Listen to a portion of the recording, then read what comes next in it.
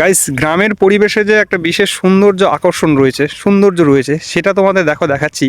এই যে তোমরা দেখতে পাচ্ছ যে এই যে গরুগুলো এখানে বাঁধা রয়েছে এবং চারিদিকে দেখো এই যে ধান ক্ষেত, চারিদিকে একদম সবুজ সবুজ। আর এইখানে দেখো গরু কয়েকটা বাঁধা রয়েছে। আর চারপাশে দেখো এখানে বকগুলো কিন্তু অনেকগুলো রয়েছে। বকগুলো, এই বকগুলো কি করে, এই গরুগুলো যখন ঘাস খায় তখন সেই ঘাস যখন খায় তখন কিন্তু ফড়িংগুলো লাফিয়ে ওঠে। আর সেই সময় কিন্তু সেই বকগুলো কিন্তু সেই ফড়িংগুলোকে খায়।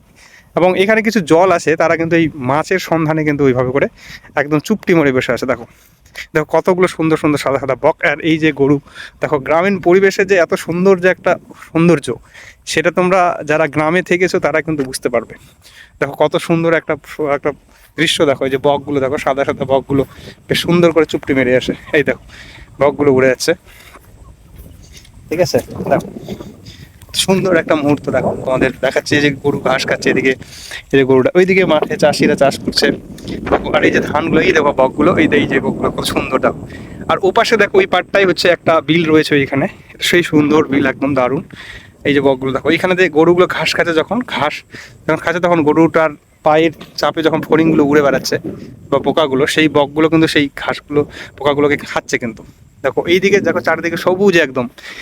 এই যে পরিবেশটা, সেটা তোমরা যদি বিকেলবেলা যদি এরকম ধান ক্ষেতের পাশ দিয়ে আসো না, তাহলে একটা আলাদাই অনুভূতি ফিল করবে।